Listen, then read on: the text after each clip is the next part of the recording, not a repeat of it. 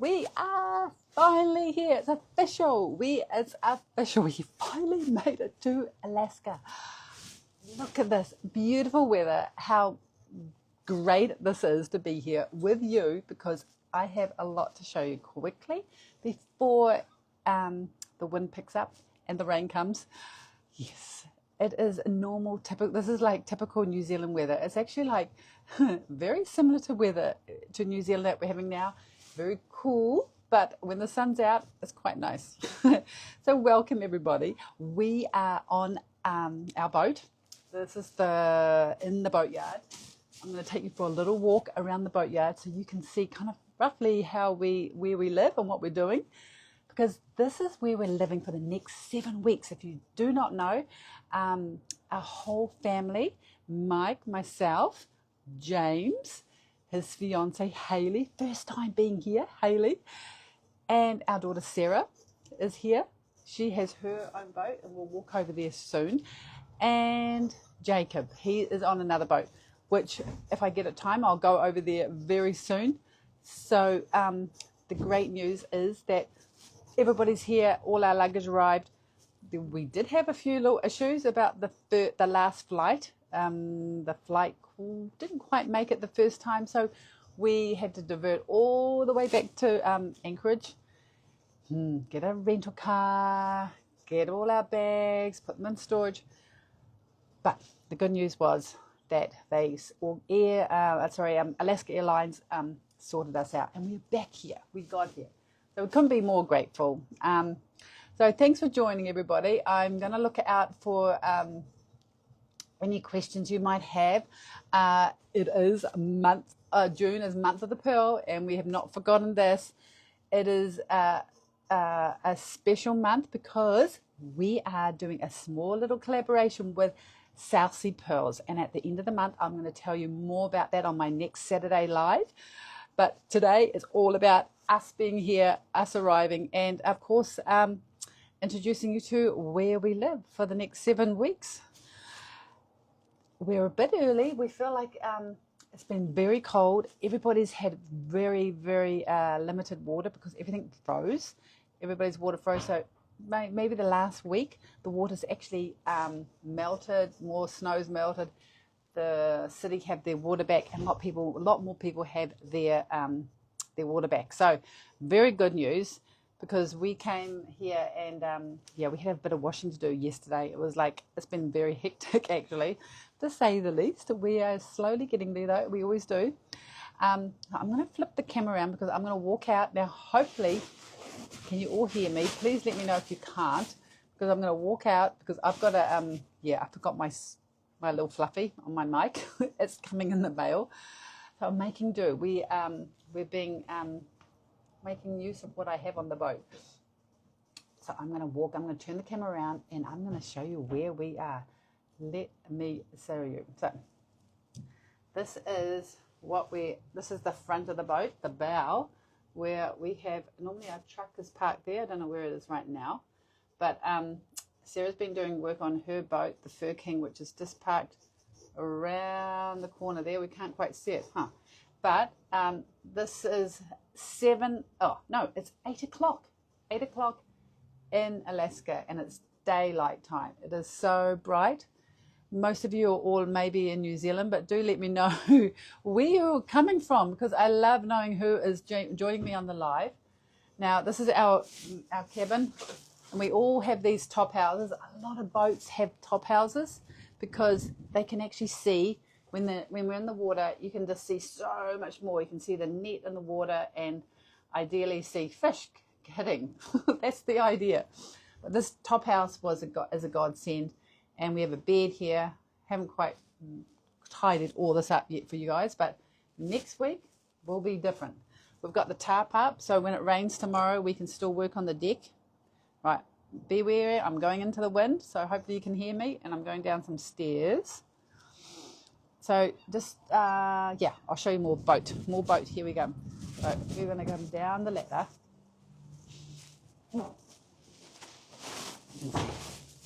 We're having dinner. We're cooking dinner. We won't interrupt them. They don't particularly like to be lived eating dinner, but maybe. You can say hi. Hello. We're almost done. Yeah, I know, it's time to eat. I'm going there. I'll be 15 minutes. So, here we go. We're going to go down the back of the boat. We've got around the corner. This is the Kuma. This is always parked here, big old boat. This is our boat. The Cordova. And this is our home for the next several weeks. We do keep all our gear inside this Connex, this container here, and it had a little bit of an issue. There was water that got inside, so we're having to clean up with that. I'm going to take you this way with me. Come this way. I'm going to run down here. I'm going to show you what little boats there are. They're called set net sites in these. Oh, sorry about the wind. These little boats are used on set net sites, and they go into real shallow, and they use these little boats, little skiffs, very heavy duty though. As you can see, there's more boats with top houses. These boats all are set nets, and they're all stored here. So these boats are stored here all winter, and all these fishermen will be turning up in the next week or so. We feel like we're a bit early, but better to be on top of things because the fish could come early. You never know. Here comes some dust coming. Look at that. So, boats that have top houses, very practical because it keeps you out of the wind. Honestly, we would not be able to fish as long as we can. It just saves you so much. It just keeps you drier. You can fish longer. It's so much more comfortable. So, and it's like another room upstairs. You know, you get another room in the boat, and I feel like it was a lot of boats now all have that. Even Sarah's boat has a little top house. These guys who have little skiffs, obviously they don't, but they have a cabin to go home. They sleep in. They don't have to sleep on these boats. But they do have to deal with the weather a bit more. I'm going to walk down here and show you a typical boatyard surrounding. We got the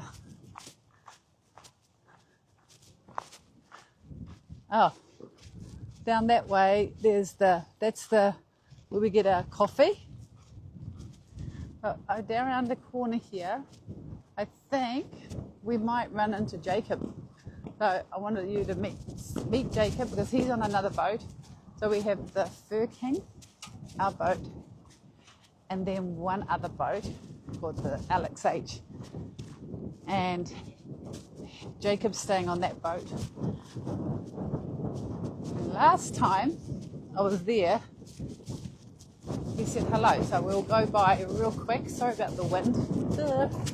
Okay, I'll hurry. There we go, and then Frank. He's a very good fisherman. Been around many years fishing. Right, let's see if our dear Jacob's awake. This is the Alex H. Whoops. Alex H. Jacob, are you up there? Jacob? Right. Jacob? Yeah. He's probably sleeping. Again, top house, very practical. Honestly, these boats are so much better to fish with. They just keep you drier, warmer, out of the sunlight, and honestly we love our top house. So now these are all a lot of there we go. I hope you can hear me. Do let me know if you can't. I'll move my mic. I have to be quick Mike said dinner's ready. Okay, because normally I do cook dinner. All these boats, 32 feet long. Yeah, like I said, they can be wider. Some of them are definitely wider. And some have not been fishing they might have missed last year, but they'll come back. Everyone's got their own agenda, but everybody has to have a fishing license to go fishing. This is probably one of the best run fisheries. It's very well managed, that's what I can say. I won't go into the politics of it all, but on the whole, it is very well managed. Now, can you see in the distance here, we've got Tango Whiskey. Very practical boat here, very typical Russian boats, these ones coming up. Oh, look, here's a new one called Grace Emma. People sell boats, change the names. Definitely new name on that one. Yeah, so these trucks here are what launch us into the harbour. Now, I won't go to the harbour because there's nothing going on there. They have not put anything in. They haven't dredged the harbour, so they're a little bit behind schedule. I think because of all this cold weather and water being frozen, things are a little bit behind. These are typical Russian boats here.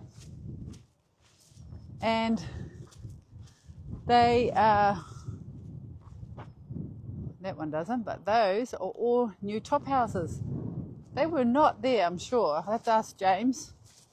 So James is on our boat. Hayley, for Hayley's first time coming to Dillingham, and she has done an amazing job. She's got us all organised in the cabin and the container, all getting very well organised for a great season. So look at this weather. I'm so grateful. But I think tomorrow is supposed to rain. Tomorrow's supposed to rain. Let me see. And this is where we get there's a laundry room there. Fisherman's Lounge where we get coffee in the morning. Right. So I'm going to quickly say hi and bye. That's a little bit of the boatyard. I will be here next week, next Saturday. I'll give you an update what's going on. I'll have way more knowing really what's going on here, but more. The fish are going to come the same time. We never know, but we always try to be prepared. That's why we come now. But yes, it's a month. June is the month of the pearl. So we have not forgotten the beautiful June birth pearls that we highlight right now, and this gorgeous lovely pearls that we have, the South Sea pearls. Now these are pure white pearls with our blue pearls. Now they are extraordinarily amazing together. Do go and check them out. They're on our website, and I'll give you more updates on what our new collaboration's about. I'm very excited for you to see those. So there you go. We love being here, love sharing here, being here with you guys. Best part of my weekend, even though it's Friday in Alaska. I'm a bit confused. But I'll see you next week. Thanks for joining.